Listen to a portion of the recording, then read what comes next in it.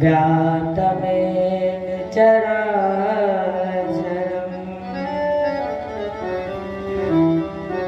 तत्पदं दर्शितं मे तस्मै श्री गुरुवे नमः।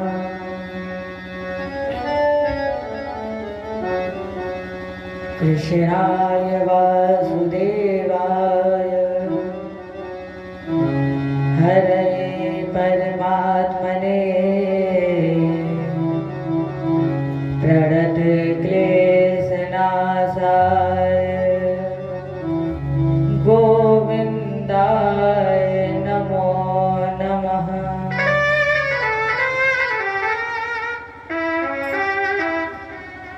व्रजे वसन्तं नवनीतचोरं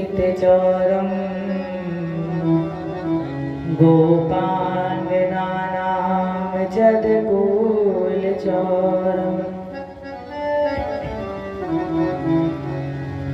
अनेक जन्मार्जित पाप चोरम् अचौरार्गगणं पुरुषं नमामि। नारायणं नमस्कृत्य नरं चैव नरोत्तमं देवीं सरस्वतीं व्यासं ततो जयमुदीरयेत्।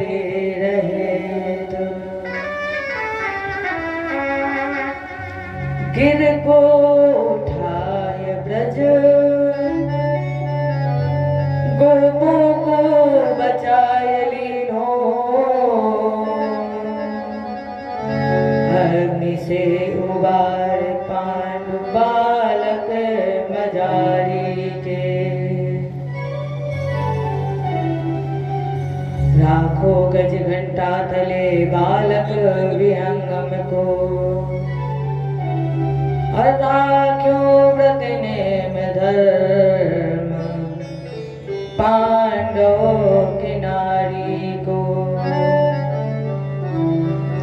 गज की अरज सुने ग्राह से छुड़ायो शीघ्र भारत में राख्यो प्रण भीष्म ब्रह्मचारी को।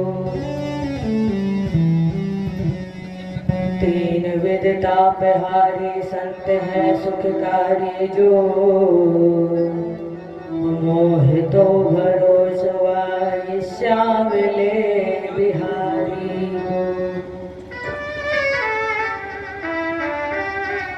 हे भारत के सारथी लाखों बार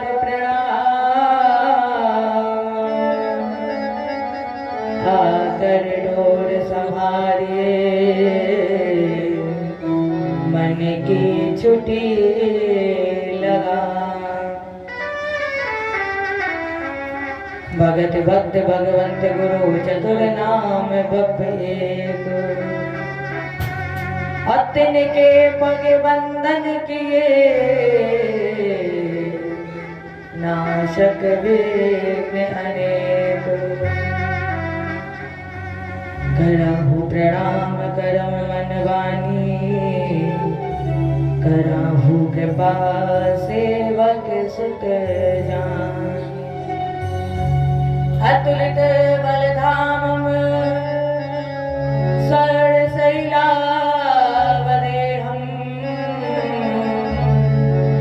दमजवन कृशानं ज्ञानिनाम विगर्णम् सकल गुण निधानं वानिनानामधीशं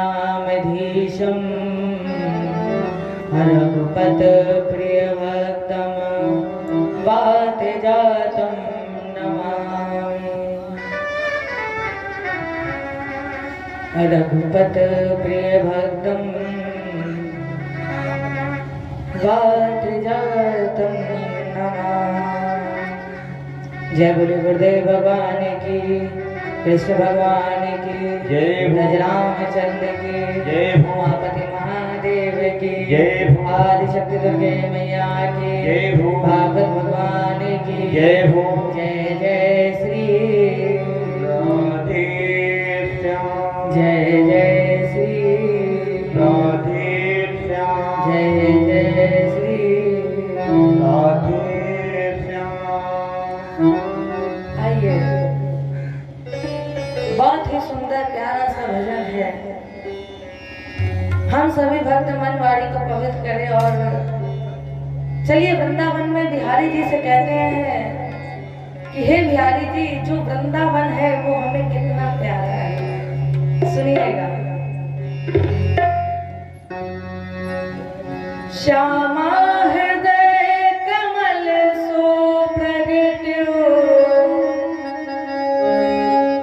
श्यामा हृदय कमल सो प्रगट्यो, और श्याम हृदय को भाए वृंदावन प्यारो वृंदावन, वृंदावन प्यारो वृंदावन।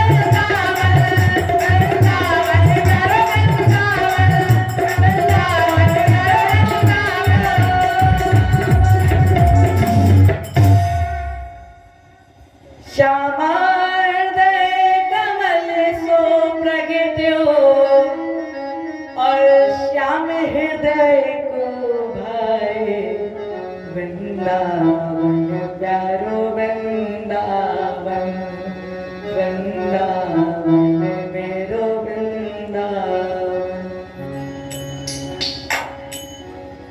कल बड़े ही धूमधाम से हम सभी ने कृष्ण जन्मोत्सव मनाया। वास्तव में कल यहाँ पर लग रहा था कि ये जगह बिरहर नहीं वृंदावन धाम है। इधर जब योग माया ने कंस आकाशवाणी द्वारा कंस से कहा कि तेरे काल का जन्म हो गया है, तो कंस घबरा गया। रात्रि में ही आपातकालीन सभा बुलाई और अपने सैनिकों से कहा कि जा करके उस बच्चे की हत्या कर दो। अब उस सभा में प्रश्न उठा, सैनिकों ने कहा महाराज जी ये बताइए, ना जाने कितने बच्चों ने जन्म लिया होगा, हम कैसे ढूंढेंगे, कहाँ ढूंढेंगे? तो कंस ने सैनिकों से कहा कि 84 कोस ब्रज भूमि में जितने भी महीने भर के बच्चे जन्मे हैं, सभी बच्चों की हत्या कर दो, सभी बच्चों को मार दो। अब प्रश्न ये उठा कि उस सभा में जाएगा कौन मारने, क्योंकि राक्षसों की लंबाई मनुष्य की लंबाई से अत्यधिक होती है, कौन जाएगा? तो उसी सभा में बैठी थी कंस की बहन पूतना। पूतना ने कहा भैया कंस, मैं जाऊंगी और 84 कोस ब्रज भूमि में जितने भी महीने भर के बच्चे जन्मे हैं, सभी बच्चों की हत्या कर दूंगी। कंस ने कहा ठीक है, लेकिन ये बताओ देवी तुम जाओगी कैसे, क्योंकि तुम्हारी लंबाई अत्यधिक है मनुष्य की लंबाई से। तो पूतना ने कहा भैया मैं अपना स्वरूप बदल लूंगी और अपने स्तन पर जहर लगा लूंगी और जितने भी महीने भर के बच्चे जन्मे हैं सभी बच्चों को स्तनपान कराती जाऊंगी और इसी तरह बच्चों की हत्या होती जाएगी। अब देखो कृष्ण का अवतार हुआ है अष्टमी को और पूतना कृष्ण को मारने आई है चतुर्दशी की सुबह ठीक 7वें दिन। क्यों? किसी भी दिन जा सकती थी, 7वें दिन ही क्यों आई? सबसे पहले ये जानिए कि पूतना है क्या, क्या अर्थ है पूतना का। पूत का अर्थ है पवित्र, और जो पवित्र नहीं है वह है पूतना। अब पवित्र क्या नहीं है? पवित्र नहीं है अज्ञान। ज्ञान से पवित्र करता कुछ भी नहीं है। सो पूतना का अर्थ है अज्ञान और अविद्या। गीता में भी कहा गया है नाहि ज्ञानेन सदृशम अपवित्र में है वेदते। इस संसार में ज्ञान के सिवा पवित्र करता कुछ भी नहीं है। अर्थात ज्ञान है पवित्र और अज्ञान है अपवित्र, और अज्ञान से वासना का जन्म होता है और यहाँ पर पूतना का ही स्वरूप है। अब पूतना अर्थात अविद्या चतुर्दशी के दिन क्यों आई? क्योंकि उसने 14 ठिकानों पर वास किया था। 14 स्थानों पर बसती है पूतना। कौन से? 5 ज्ञानेंद्रिया, 5 कर्मेंद्रिया, एक मन, बुद्धि, चित्त और अहंकार। इन 14 जगहों पर पूतना अविद्या वास करती है। पूतना गोकुल पहुंची तो देखा बड़ी भीड़ लगी हुई थी, सब लाला के जन्मोत्सव में आनंदित थे। उस भीड़ में कौन किसे पहचाने? उस 84 कोस ब्रज भूमि में जितने भी महीने भर के बच्चे जन्मे थे, तो पूतना सभी बच्चों की हत्या करती जा रही थी। नंद के द्वार पर आई। कौन किसे देखता इतनी भीड़ में, क्योंकि सब लोग लाला के जन्मोत्सव में मग्न थे और कह रहे थे नंद के आनंद भयो जय कन्हैया लाल की। अब उस भीड़ में पूतना तो मनुष्य का स्वरूप बना कर गई थी।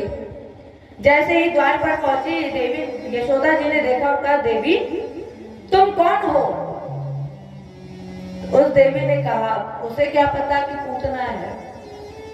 देवी ने कहा कि मैंने सुना है कि आपके यहाँ लाला हुआ है, तो तो हमने सोचा कि आपके लाला के दर्शन कर ले और आपके लाला का आशीर्वाद देते चले।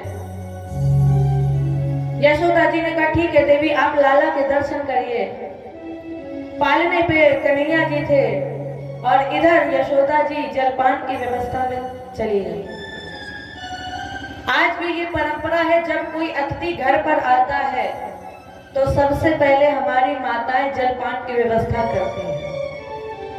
तो यशोदा जी जलपान की व्यवस्था में चली गई। पूतना ने इधर उधर देखा, कोई देख नहीं रहा था। झूले के पास पहुंची और झूले के पास जैसे ही पहुंची तो हमारे कन्हैया ने पूतना को देखकर नेत्र बंद कर लिए।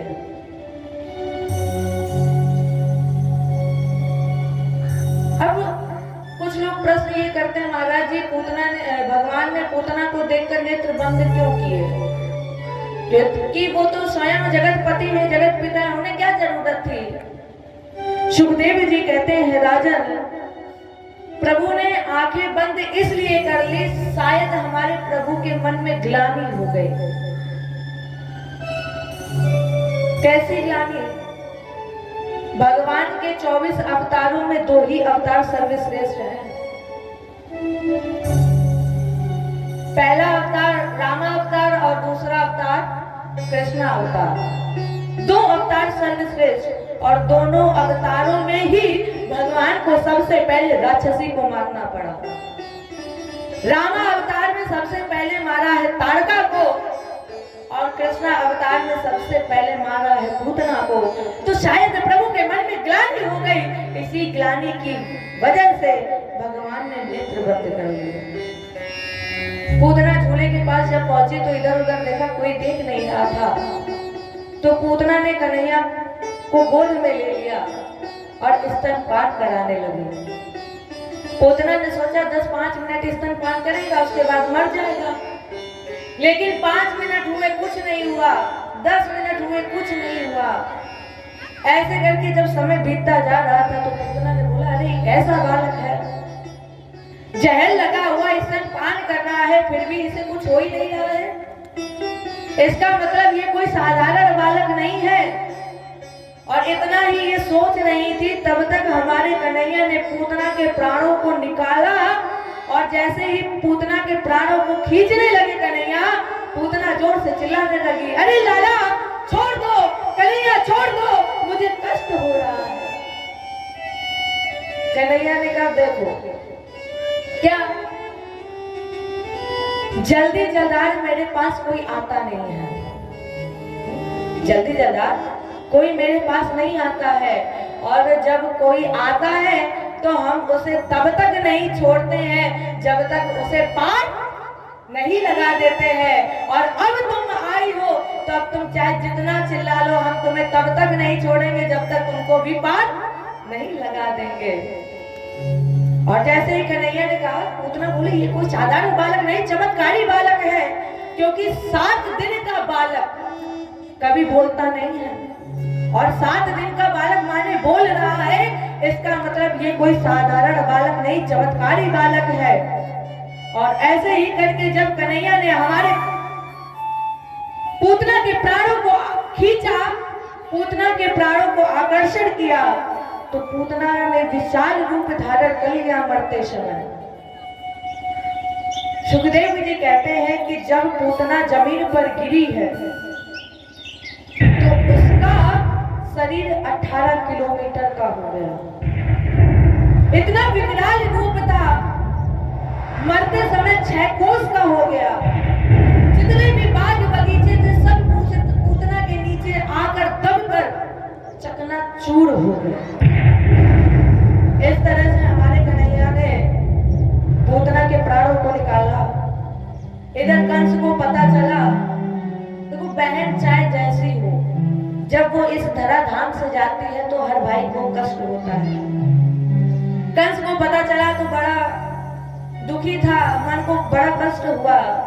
इधर नंद बाबा मथुरा से आए तो उन्होंने बहुत गौएं दान की।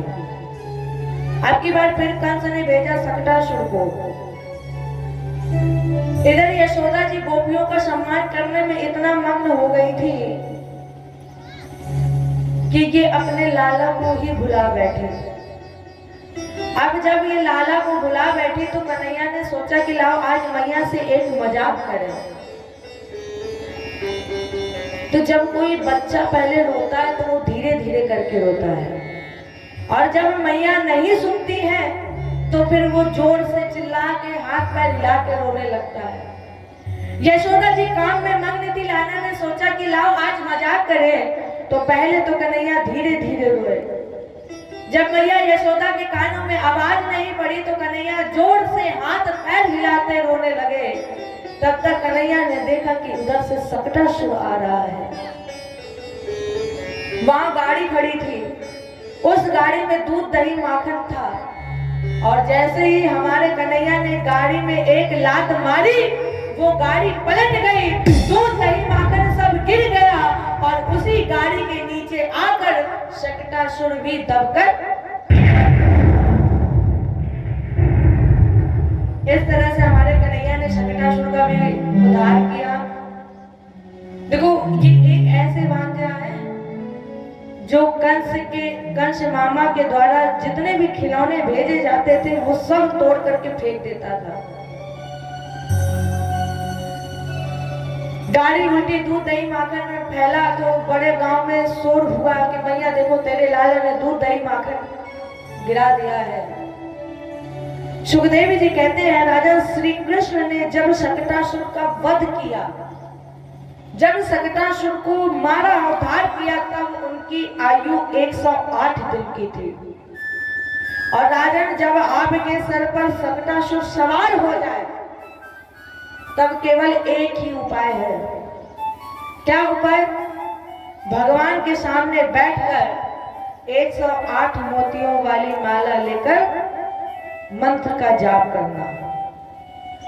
ऐसा लगे कि आपके पास कोई नहीं है, केवल ठाकुर जी है, तो केवल एक ही उपाय, हमारे ठाकुर जी के सामने 108 मोतियों की माला लेकर उनसे कहिए कन्हैया आज मुझे संभाल लीजिए, क्योंकि आज जो मेरे पांव है ना वो भटक रहे हैं, वो जर्जर हो रहे हैं, इसलिए ठाकुर जी मेरे जर्जर है पांव, संभालो प्रभु मेरे जर्जर है पांव, संभालो प्रभु मेरे जर्जर है पांव, प्रभु मेरे जर्जर पांव, संभालो प्रभु मेरे जर्जर पांव, मेरे जर्जर है पांव, संभालो प्रभु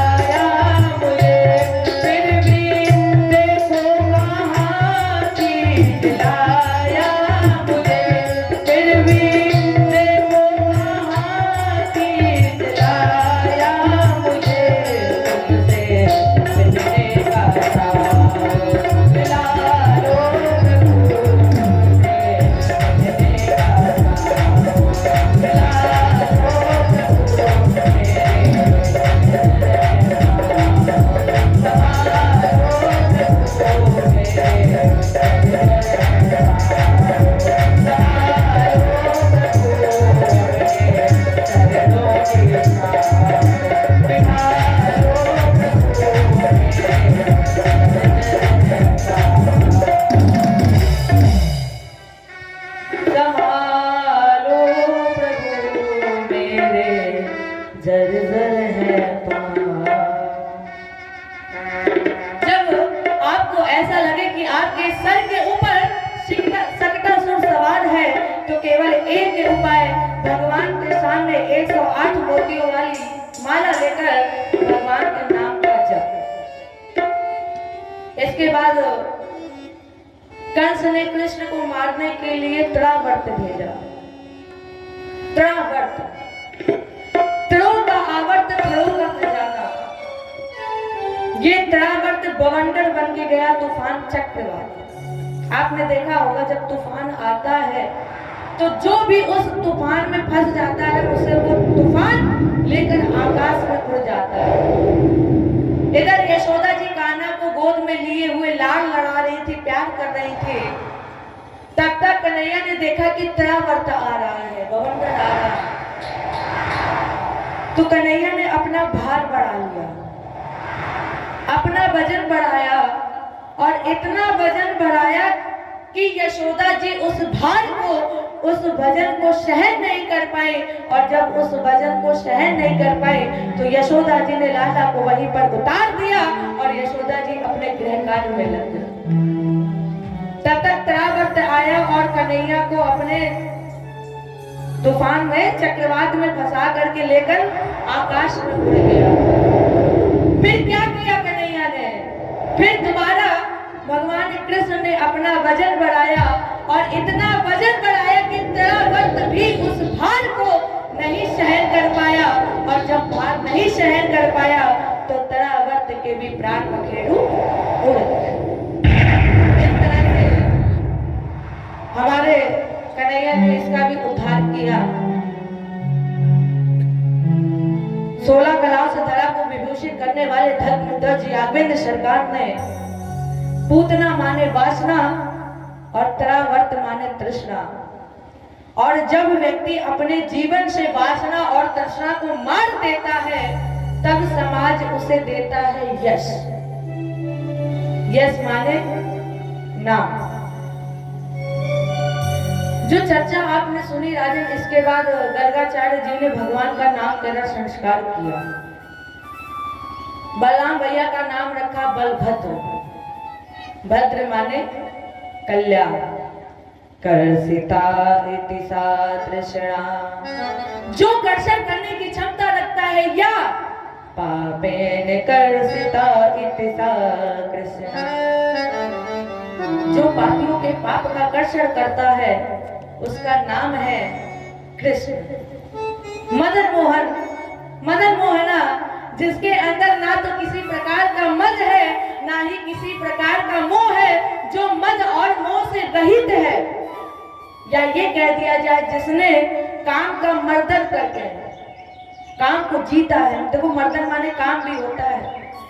जिसने मदन का मर्दन किया है, काम को जीता है, वो है मदन मोहन, गोविंद और गोपाल। देखो इनके बहुत से नाम हैं, जितनी चर्चा इनकी की जाए उतनी कम है।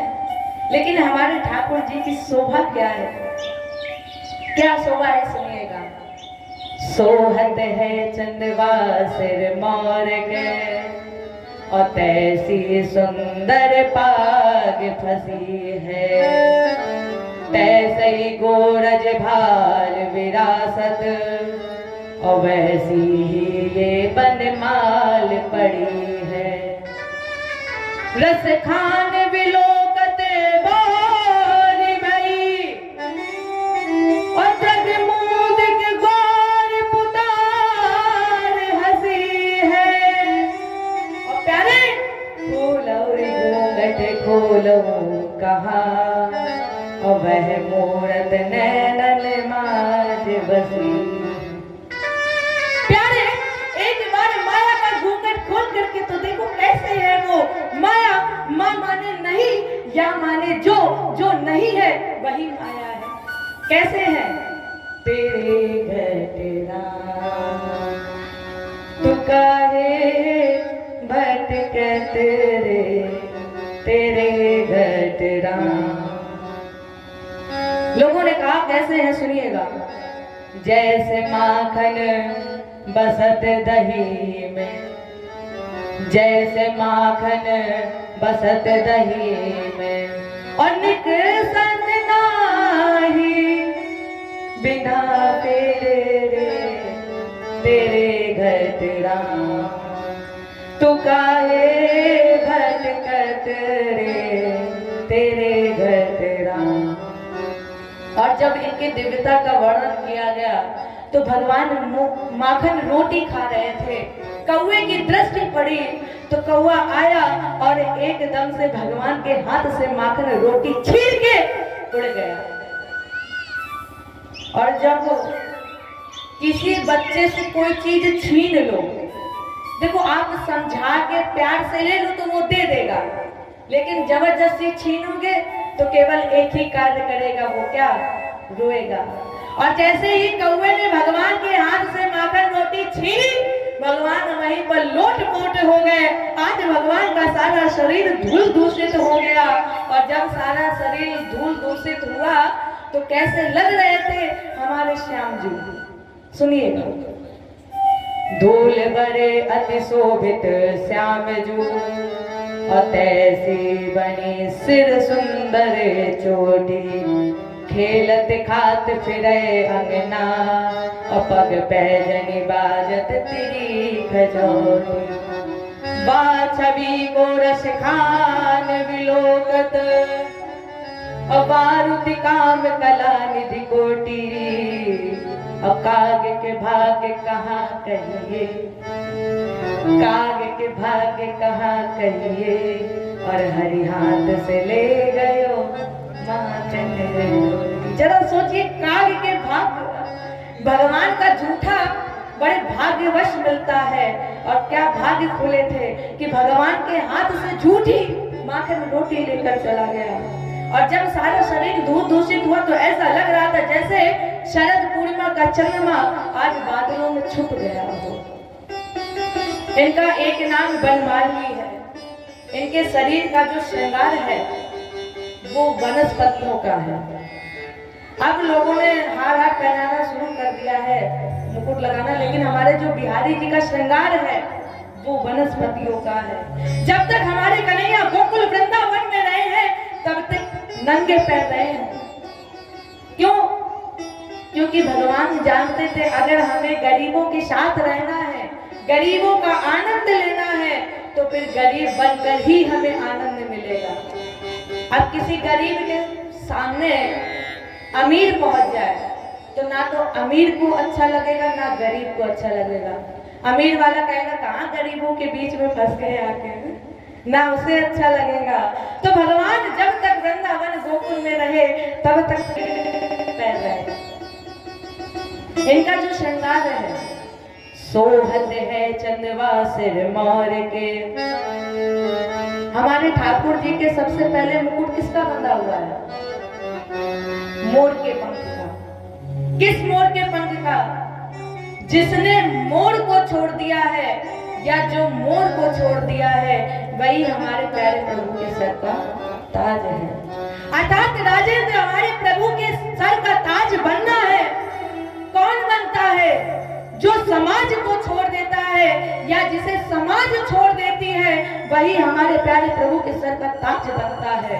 और प्यारे, जिस दिन आप शरीर समाज संसार छोड़ देंगे ना, फिर उस दिन आपको दर दर भटकने की जरूरत नहीं पड़ेगी। लेकिन ये नहीं कि आपने ये तीन चीजें छोड़ दी तो खाली बैठो। क्या करो? जब आप तीन चीजें छोड़े, शरीर समाज संसार छोड़ दे, तब आप पकड़े तीन चीजें। कौन सी? भक्ति, ज्ञान, वैराग्य। क्योंकि भक्ति ज्ञान वैराग्य बिना अछूटे न माया फंद, बिन छूटे बेटे नहीं पूर्ण परमानंद। पूर्ण परमानंद की पूर्ति हो ही नहीं सकती है। तो भगवान के सर पर जो मुकुट है वो मोर के पंख का है। भगवान के गले में बनमाल पड़ी है, ये वनस्पतियों की है। और राजन पता है ये लंबी कितनी है? कितनी लंबी है ये बनमाल? इस माला का नीचे वाला जो सिरा है वो हमारे ठाकुर जी के चरणों के अंगूठों को छू रहा है। इतनी बड़ी बनमाल है। हमारे बिहारी जी के कानों में कुंडल ये कनेर की कली के हैं और पैरों में नीम की सीख की तोड़ियां पहने हुए हैं, इसलिए इनका एक नाम बनमाली है। यहाँ पर एक संत ने बड़ी अच्छी लाइन लिखी है, आइए हम सभी भी गाते हैं और कहते हैं क्या? तेरी मंद मंद मुस्कानियां पे, क्या ठाकुर जी की मुस्कान है जो एक बार देख ले फिर वो देखता ही रह जाता है, फिर सब कुछ भूल जाता है। तेरी मंद मंद मुस्कानियां पे बलिहार श्याम जो, बलिहार श्याम जो, तेरी मंद मंद मुस्कानियां पे, तेरी मंद मंद मुस्कानियां पे बलिहार श्याम जो, बलिहार श्याम जो।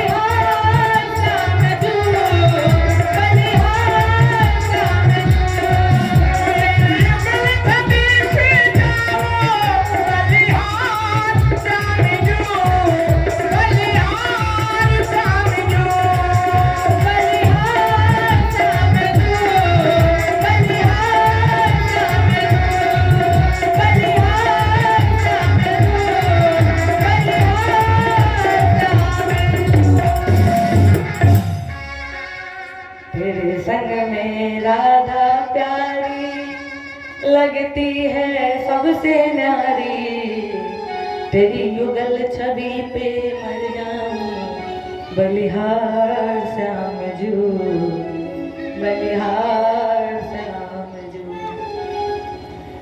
एकदा क्रीडमानस्ते रामागा गोपगारिकः, कृष्णामृतं भक्षिते वानितमात्रे वेदयनम्। एक बार भगवान कृष्ण ने मिट्टी का भोग लगाया और जैसे ही भगवान कृष्ण ने मिट्टी का डेला अपने मुख पर रखा, बलराम भैया ने देख लिया। बलराम भैया ने कहा, अरे लाला, तेरे अंदर बहुत अच्छाइयां थी, जो तू एक अच्छाई और लेकर आ गया। कन्हैया बोले, मतलब? दौआ ने कहा, मतलब छोड़ो, अभी जो तुमने किया है वो मैंने देखा है। कन्हैया ने पूछा, क्या किया? दौआ ने कहा, अभी अभी तुमने मेरे देखते ही देखते मिट्टी का डेला मुख पर रखा है, तो चल अब तेरी मैया यशोदा से शिकायत होगी। और दौआ ने कन्हैया का पकड़ा हाथ और गए यशोदा जी के पास। कहा, मैया, लाला ने मिट्टी खाई है। मैया ने पूछा, लाला मिट्टी खाई? अब बेचारे बोले तब जब खाई ना हो, मिट्टी का डेला मुख पर, और इन्होंने सोचा कहीं हमने बोल दिया, मैया की दृष्टि पड़ गई तो ना चाहते हुए मुझे मार पड़ जाए।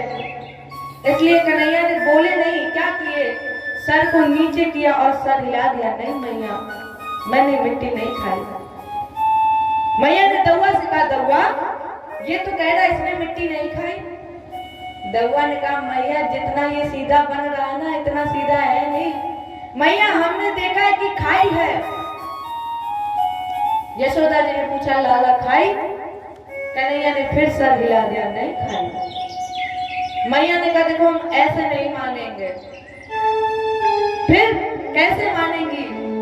तो जब मैया को जब बच्चे का मुंह खुलाना होता तो क्या कहती, आ करके दिखाओ, आ। तो यशोदा जी ने कहा कन्हैया से, आ करके दिखाओ, तभी हम मानेंगे कि तुमने मिट्टी नहीं खाई। और जैसे ही हमारे कन्हैया ने मुख खोला तो वहां मिट्टी का डेरा नहीं था, वो तो अखिल विश्वपति है। तो भगवान ने जैसे ही मुख खोला तो भगवान के मुख में संपूर्ण ब्रह्मांड, और उस ब्रह्मांड में एक गोकुल, एक यशोदा, एक कृष्ण, उसका भी मुख खुला हुआ। उस मुख के अंदर संपूर्ण ब्रह्मांड माने, अर्थात बाल कृष्ण के खुले हुए मुख में 7 ब्रह्मांड, 7 यशोदा, 7 गोकुल और 7 कृष्ण। दिख रावा मातहि निज अद्भुत रूप अखंड, और बोले, मैया मैं कौन हूँ? रोम रोम प्रति लागे कोटि कोटि ब्रह्मा। जैसे ही यशोदा जी ने देखा, यशोदा जी डर गई, नेत्रों से अश्रु बहने लगे, पसीना आ गया, आंखें बंद हो गई, कांपने लगी यशोदा जी। कन्हैया जान गए कि मेरी मैया आज डर गई है। और जब मैया, कन्हैया जान गए कि मैया डर गई, तो भगवान ने क्या किया? भगवान ने अपना संपूर्ण ब्रह्मांड अपने उदर में ही अंतर्हित कर लिया और कहा, मैया मैंने मिट्टी नहीं खाई। यशोदा जी होश में आई, कहा, हाँ लाला तुमने मिट्टी नहीं खाई। कन्हैया ने कहा, सही है, अब हम कहेंगे कि खाई है तो तुम कहोगी खाई, हम कहेंगे नहीं खाई तो तुम कह दोगी नहीं खाई। मैया अगर विश्वास ना हो तो कहा, तो आ करके दिखा। मैया ने कहा, देखो सब कुछ कर लेना, लेकिन आज के बाद कभी भी हमारे सामने आ मत करियो, आज के बाद कभी हमारे सामने आ मत करना। और यशोदा जी कन्हैया को लेकर पहुंची, कहां? गौशाले में। यशोदा जी भगवान की नजर उतार रही हैं, और नजर उतरवा कौन रहे हैं? जिसके लिए लिखा गया है, भ्रगुटी विलास सृष्टि लय होई, जिसकी भ्रगुटी उठ जाती है जन्म हो जाता है, जितनी देर भ्रगुटी डूबती है उतनी ही देर में पालन हो जाता है, और पलक झपकती है उतनी ही देर में संहार हो जाता है। आज मेरे वही कन्हैया यशोदा जी से नजर उतरवा रहे हैं। बढ़िया नजर उतारी, वस्त्र मैंने पहनाए, काजल टीका किया, और जा करके मैया ने कन्हैया को दरवाजे पर बैठा दिया। और जब बच्चे चलना प्रारंभ करते हैं तो सबसे पहले घुटुओं घुटुओं चलते हैं। इधर यशोदा जी गृह कार्य में लग गई तो कन्हैया ने घुटुओं घुटुओं चलना प्रारंभ किया। पहुंचे गोबर जहाँ था, दोनों हाथ से गोबर लिया और अच्छे से दोनों हाथों में गोबर को मिला लिया। फिर घुटुओं घुटुओं चले, पहुंचे कहाँ पर? जहाँ पर पानी था। अच्छा, बच्चों को जल पर ले जाओ, पानी पर ले जाओ तो सबसे बढ़िया काम, दोनों हाथ उठाएंगे और उसी पानी में ही छप छप करेंगे। तो कन्हैया गए घुटुओं घुटुओं चल चल के, तो जैसे ही पानी देखा तो दोनों हाथों से छप छप करने लगे। मैया के कान में आवाज आई, दौड़ करके आई, अरे लाला, मैंने तुझे अभी नहलाया, वस्त्र पहनाए, काजल टीका किया और तूने अपने वस्त्र गंदे कर लिए। अरे पिछले जन्म में तू सुअर था क्या? सही है, पहला अवतार तो भगवान का सुअर भी तो बने हैं हमारे प्रभु। कन्हैया ने कहा इतना छुप छुपा कर आते मैया फिर भी पहचान जाती हैं। पहचान गई, बताओ। इसके बाद फिर यशोदा जी ने बढ़िया नहलाया, वस्त्र पहनाया, काजल टीका किया और फिर दरवाजे पर बैठा दिया। अब की बार जब दरवाजे पर बैठाला तो उधर से पंडित जी निकल रहे थे, लड्डू का डिब्बा लिए हुए बढ़िया। और कन्हैया को जैसे ही पंडित जी ने देखा तो पंडित जी ने कहा, लाला लड्डू खाओगे? कन्हैया ने कहा, हाँ पंडित जी खाएंगे। और जैसे ही एक लड्डू दिया, कन्हैया ने खा लिया। पंडित जी ने पूछा और? कन्हैया ने कहा बिल्कुल खाएंगे। फिर दिया, पंडित जी ने पूछा और? कन्हैया ने कहा एक एक करके दे दो, पूरा डिब्बा ही रखे दे दो, पूरा डिब्बा खा लेंगे। एक लो एक लो। मैया यशोदा के कान में आवाज आई, दौड़ करके आई, कहा लाला, अरे पिछले जन्म में तू पंडित था क्या? कन्हैया ने कहा मर गए। इतना छुप छुपा कर आए, फिर भी मैया पहचान गई, फिर से पहचान गई। कैसे? अरे हम कल ही तो 52 बने थे और मैया इतनी जल्दी पहचान गई। ये हमारे कन्हैया की कुछ लीलाएं थी। इनके कुछ मित्र भी थे, श्रीदामा, मनसुखा, सुदामा, वीरमान, मधुमंगल। और इन सबके साथ बैठकर भगवान ने एक योजना बनाई कि हम सभी गोपियों के घर में जाकर चोरी करेंगे। किसकी? माखन की। जरा राजन सोचिए, क्या उसे चोरी करने की आवश्यकता है, जरूरत है? जिसके पास आपका एक तुलसी का दल रखने की जगह नहीं है और कह रहे चोरी की। भगवान गोपियों के प्रेम के वशीभूत बंधे हुए हैं। गोपियां ये चाहत रखती थी कि मुझे कन्हैया का दीदार हो, एक प्रकार जैसे भी हो, लेकिन हमारे कन्हैया का दीदार हो। इसी हेतु भगवान ने योजना बनाई जिसका नाम पड़ा माखन चोरी लीला। कितने प्रेम में बंधे हुए हैं, सुनिएगा। प्रेम के बस है दया निधान और जाति पाति का जिक्र वहाँ क्या, जाति पाति का जिक्र वहाँ क्या, जहाँ है प्रेम प्रधान, प्रेम के बस है दया निधान।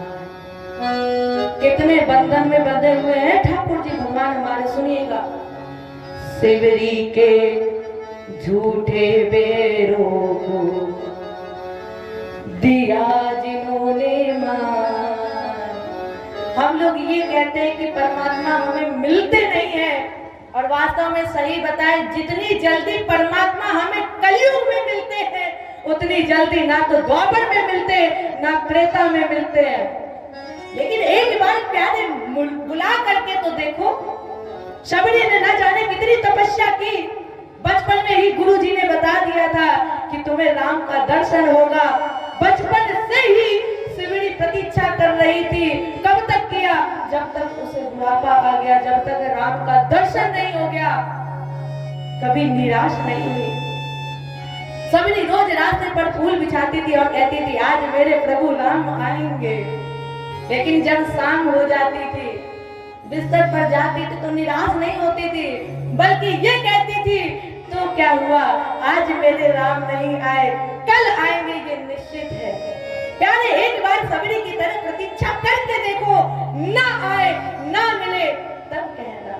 प्यारे एक बार मीरा की तरह पुकार करके देखो, ना मिले तो कहना। बस ये कहते रहते कि मिलते नहीं है।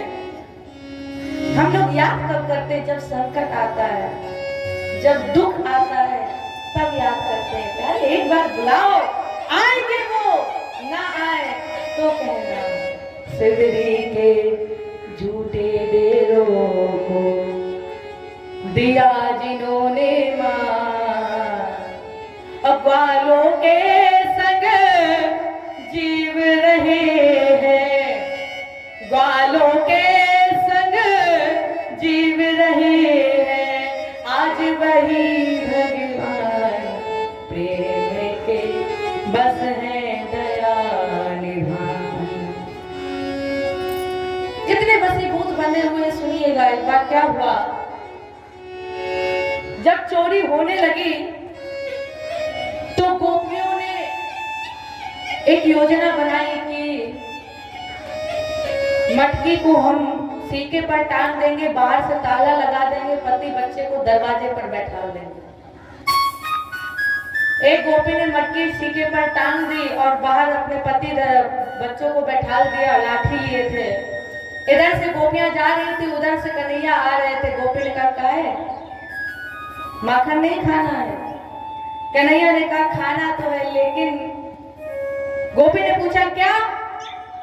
कन्हैया ने कहा, अभी जो तुम करके आई हो ना, हमें पता है सब। गोपी ने कहा, ये बताओ तुम्हें माखन खाना है कि नहीं खाना है? कन्हैया ने कहा, खाना तो है। तो फिर ऐसा करो कन्हैया कि पति बैठे हैं दरवाजे पर, बैठे रहने दो। ऐसा करो, तुम पीछे से जाओ और पीछे से जब तुम जाओगे तो हमने खिड़की का दरवाजा खोल रखा है, तो वहीं से चले जाना, माखन खा लेना। अब आप बताइए, भगवान ने चोरी की है कि गोपी ने चोरी करवाई है? गोपियों ने ही तो करवाई है चोरी। भगवान को चोरी करने की क्या जरूरत है? आइए हम भी उन्हीं की तरह एक बार पागल बने और दासी बने। कहे क्या, मैं दासी बन जाऊं।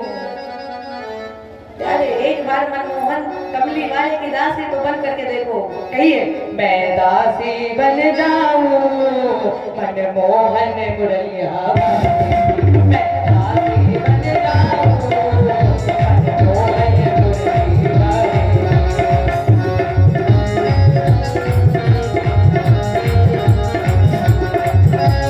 दासी बन जाऊं, मनमोहन मुरली वाली।